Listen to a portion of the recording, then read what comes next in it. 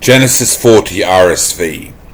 Now, it's got Egyptians in it, Pharaoh's butler and baker, and they speak a reasonable amount in the chapter. Now, they're Egyptians, so they're sort of Mizraim.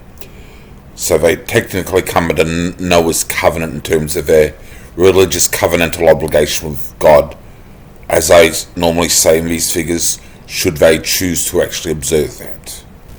So Joseph's in there as well, who's an Israelite, and that Joseph might theoretically come under Abrahamic covenant sort of level of theology, because he's not part of a Sinai generation.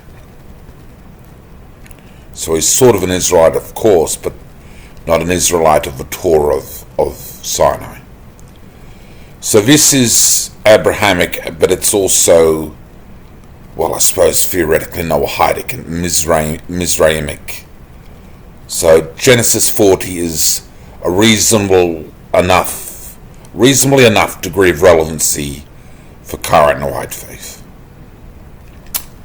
Genesis 40, RSV, Revised Standard Version.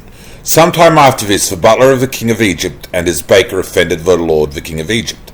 And Pharaoh was angry with his two officers, the chief butler and the chief baker, and he put them in custody in the house of the captain of the guard, in the prison where Joseph was confined. The captain of the guard charged Joseph with them, and he waited on them, and they continued for some time in custody. And one night they both dreamed, the butler and the baker of the king of Egypt, who were confined in the prison, each his own dream, and each dream with its own meaning. When Joseph came to them in the morning and saw them, they were troubled. So he asked Pharaoh's officers who were with him in custody in his master's house, "Why are your faces downcast today?" They said to him, "We have had dreams, and there is no one to interpret them." And Joseph said to them, "Do not interpretations belong to God? Tell them to me, I pray you."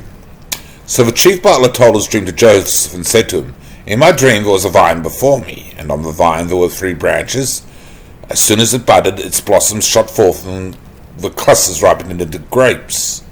Pharaoh's cup was in my hand, and I took the grapes and pressed them into Pharaoh's cup, and placed the cup in Pharaoh's hand." Then Joseph said to him, This is its interpretation. The 3 branches are 3 days. Within 3 days Pharaoh will lift up your head and restore you to your office, and he shall place Pharaoh's cup in his hand as formerly when you were his butler. But remember me when it is well with you, and do me the kindness, I pray you, to make mention of me to Pharaoh, and so get me out of this house. For I was indeed stolen out of the land of the Hebrews, and here also I have done nothing that they should put me into the dungeon. When the chief baker saw that the interpretation was favourable, he said to Joseph, "I also had a dream. There were 3 cake baskets on my head, and in the uppermost basket there were all sorts of baked food for Pharaoh, but the birds were eating it out of the basket on my head." And Joseph answered, "This is its interpretation. For 3 baskets of 3 days. Within 3 days Pharaoh will lift up your head from you and hang you on a tree, and the birds will eat the flesh from you." On the 3rd day, which was Pharaoh's birthday, he made a feast for all his servants, and lifted up the head of the chief butler and the head of the chief baker among his servants. He restored the chief butler to his butlership, and then placed the cup in Pharaoh's hand, but he hanged the chief baker as Joseph had interpreted to them. Yet the chief butler did not remember Joseph, but forgot him.